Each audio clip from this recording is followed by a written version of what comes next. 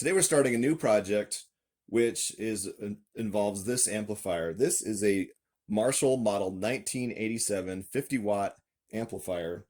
I started this build in about July of the year 2005, and the original cost of this build, which was not in this form, we'll talk about that later, was about $545, which was really great as a budget amplifier. Now, it's kind of started off as a project, a lab project for a special studies class in audio frequency vacuum tube amplifiers that I had a professor help me with when I was studying to get my degree in electrical engineering. Hence kind of the name Engineered Amps, right? So we'll talk about the history on this later. It's evolved a lot over the time that I've had it. But the reason we're working on this today is, number one, it's sick. It doesn't sound very good. At one point, I thought it sounded good. But as I've been playing it a little bit more over the past year, now that I've had a little time, I've got a space set up, which, by the way, we're right in the very echoey part of my basement lab here, man cave, whatever you want to call it. But it's just not sounding good. And one person, when I initially built it, I had a sound clip I put on the internet, and someone thought that maybe I was getting some coil rub through one of my speakers, but now I have a completely different set of speakers, and the amp has the same problem. So we're going to go through the amp and look at, number one, what's causing it to not sound good. Number two, since it was built a long time ago, I'm going to do some service on it and replace the capacitors. So I've got a couple of these can caps, some axial capacitors for cathode bias and things like that, or for the bias on the preamp, and a whole bunch of shielded wire, because knowing what I know now, I use a lot of shielded wire in my projects because I get tired of getting the chopstick out and fishing around and trying to find the optimal position for a wire. Any of the vulnerable signal lines to coupling, I put shielded wire on them now. So we're gonna try. The goal with this is kind of like with my Vox AC15 project. I built an AC15. I wasn't 100% happy with it. I wanted to build a really nice one. Now that I have more money and certainly not much time, I get to save up for a long time to work on these projects. But now I could build a better amplifier, the one I've always wanted. We're going to talk about why this isn't quite the amplifier I've always wanted. It's been really fun. I've really enjoyed it. It does need some work. We're going to make it sound better. But the ultimate goal is to get this amp ready for its new owner. I am going to build another amplifier, and as I'm building that, this fixed amp is going to fill the niche that I have for this amplifier, in that I want to play it while I'm building my other one. When the other one is built, and that's another project that I'm going to document on the channel here, when the other one is built, then I will sell this and it will get a new owner, and someone will hopefully get a really good deal on this amp. So we're going to go through, look at some of the design we're going to look at the current state of this. I'll mention a little bit about the history, put some pictures and things like that. But the ultimate goal is to fix this, get it working so it sounds good. And when this sounds great, I'll start working on the next project.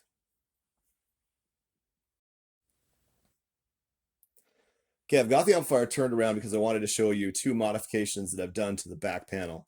Number one is this pentode triode switch. These EL34 tubes that I have installed in here normally operate in pentode mode, which means that it's using all 5 of the components of the tube. There's also a triode mode, in which you essentially bypass 2 of those components that make the tube more efficient, and it will run at, some people call it half power. It's really 40% of the power. So with this switch here, I can switch the output of the amplifier from 50 watts to 20 watts. The second modification is that I added some bias points so that I could read the plate voltage. And I've got this going through a resistor. And a lot of people do this in the cathode circuit. I'm going to talk about why I chose to do it in the plate circuit. but this will translate millivolts of voltage into milliamps of current for one of the power tubes so that the amp can be easily biased. I have as I take the back panel off, I would have a potentiometer that comes up through the chassis here, where you could just take the back panel off, do your biasing without having to take the amplifier out of the cabinet.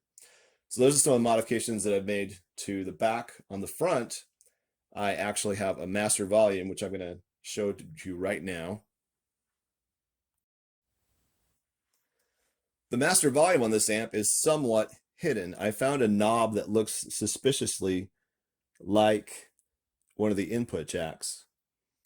And so instead of having one of these gold knobs down here, kind of keeps the look all the same.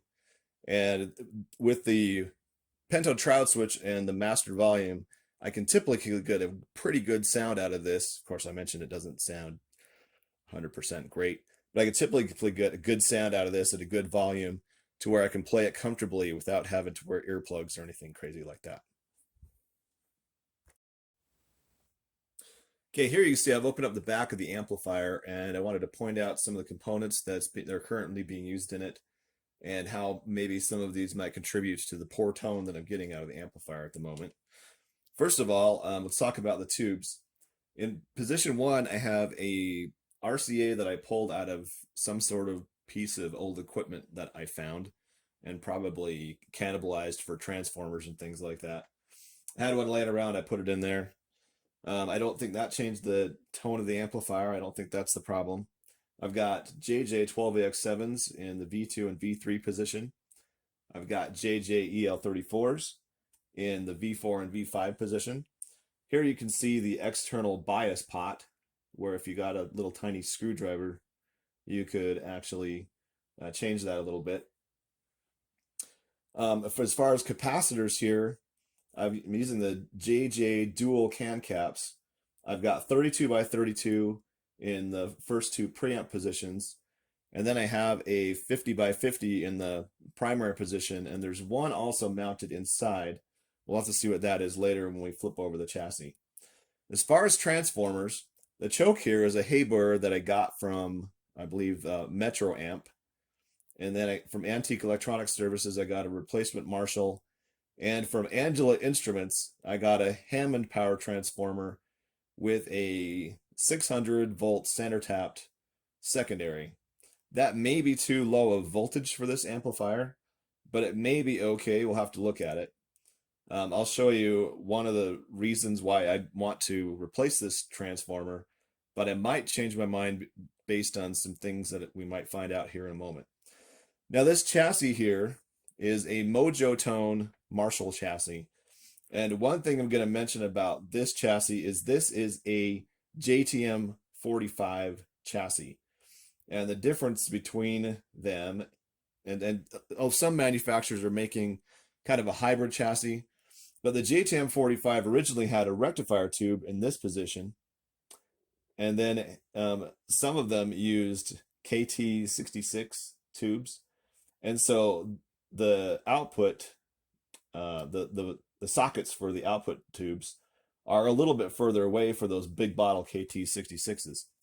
So if you want to build a KT66 Marshall, this is the kind of chassis that you're going to want to get. On the 50 watt Marshall chassis, what's happening now is these tubes are closer together because of the EL34s, and there are two spots here for capacitors, so you don't have to mount one up underneath in the preamp. Another thing about the Mojo Tone JTM 45 chassis, and also this is sold by other online stores where you'd buy some of these parts, is that the power transformer is actually not the official Marshall size. It's a little bit smaller. So if you were to buy a reproduction, a one-on-one reproduction of a Marshall power transformer, it will not fit in this amplifier. So that's one of the things that I'm hoping to correct. This chassis is supposed to take a lay-down style transformer, and I purchased an upright one. We'll talk about how I fixed that. the power transformer that would go in this is actually Fender Bassman sized. But if you're that might give you a little bit too much plate voltage if you just throw a Bassman transformer in there. So these are some design considerations I've been having to think about over the past week to try to figure out what I'm going to do. Ultimately, I got to look at this first to see what I got. So now I'm going to turn this on and see what our plate voltage, and we're going to go into the bias taps. If you go between the bias tap and the chassis, you'll be able to get plate voltage. And so we'll look at the plate voltage, we'll look at the bias voltage, and we will then calculate the idle power output of this amplifier. And then after that, we're going to have to take it out of the cabinet, flip it over, and look at the circuit. One more thing I'll mention is this cabinet is a Weber Marshall style cabinet, and I don't really have a lot of complaints about it. The only complaint that I had was I realized after that to make it look more like a vintage Marshall, I ordered it with the white piping, and you can see now it has the gray pipe or the gold piping. But I actually ordered that later, removed the gray piping or the white piping, and put in the gold piping. So aesthetically, I've got it kind of where I want. But if I would have ordered this again, I would have definitely ordered it with the gold piping, so it would match the amplifier that I'm going.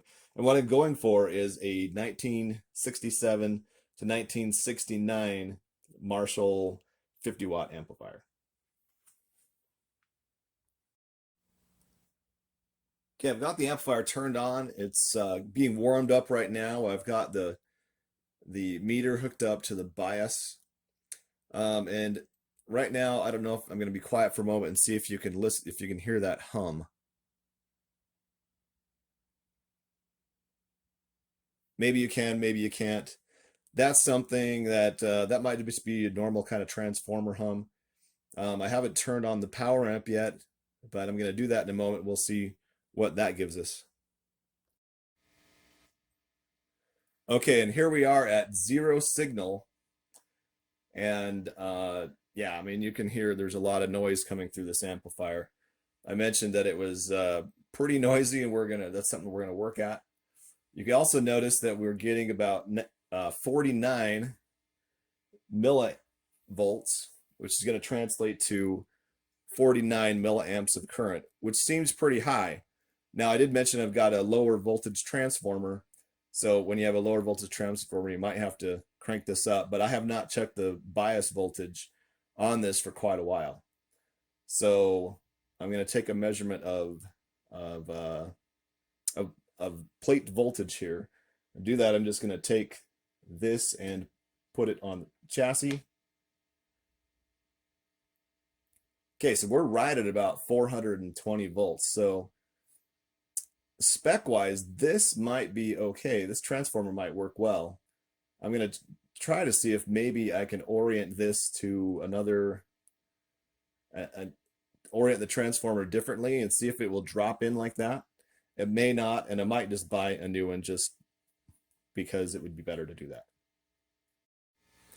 Okay, so I went offline here. I did a little bit of math, and it looks like what we're getting right now is about 20 watts of idle dissipation out of these tubes, which is roughly about 82%.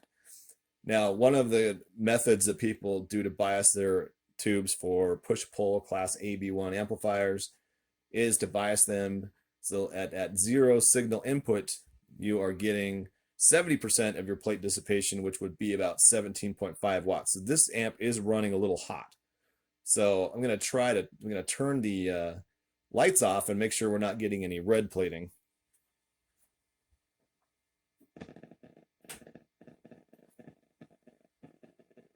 You can hear kind of some of the random noises coming through the amplifier.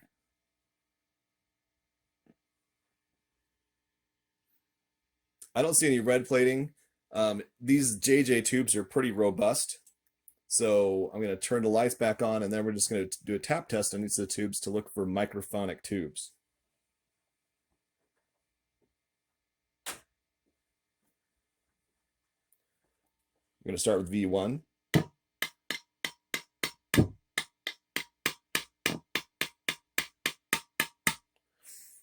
That definitely seems to be a little bit loud,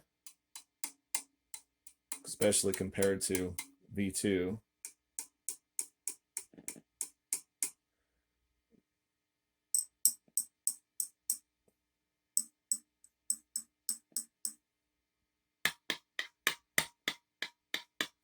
So V1 might be an issue.